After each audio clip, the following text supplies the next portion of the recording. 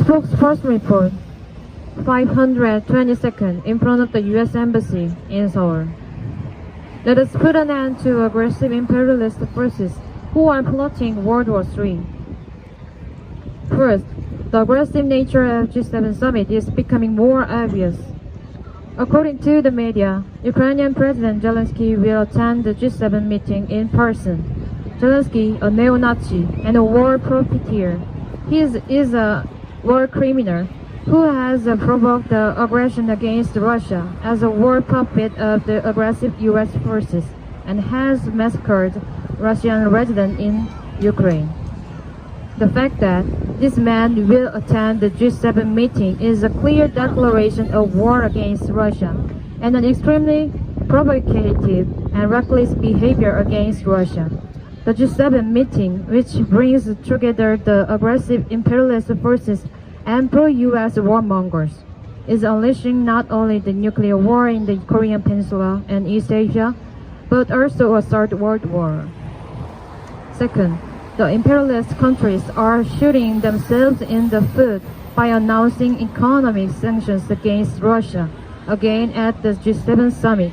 The U.S. top official says that all G7 countries are preparing to implement new sanctions and export controls. Specifically, 70 companies in Russia and other countries will be put on the blank list of the U.S. Department of Commerce, and 300 additional sanctions will become imposed. The region, Japan and EU opposed the U.S. plan to ban all exports to Russia in last April. Instead, it is not Russia who has suffered from this economic crisis and collapsing livelihoods caused by sanctions.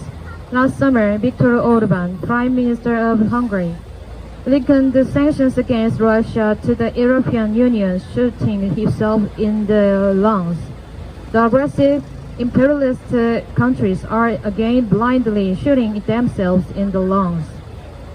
Third, following from the results of the G7 summit, World War III is inevitable.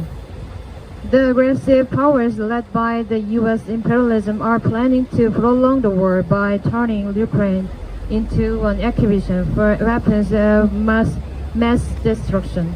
While in order to expand the battlefield, they are trying to specify in the G7 joint statement to counter any attempts to evade and undermine our sanctions measures against Russia, and to maintain peace and stability across the Taiwan Strait.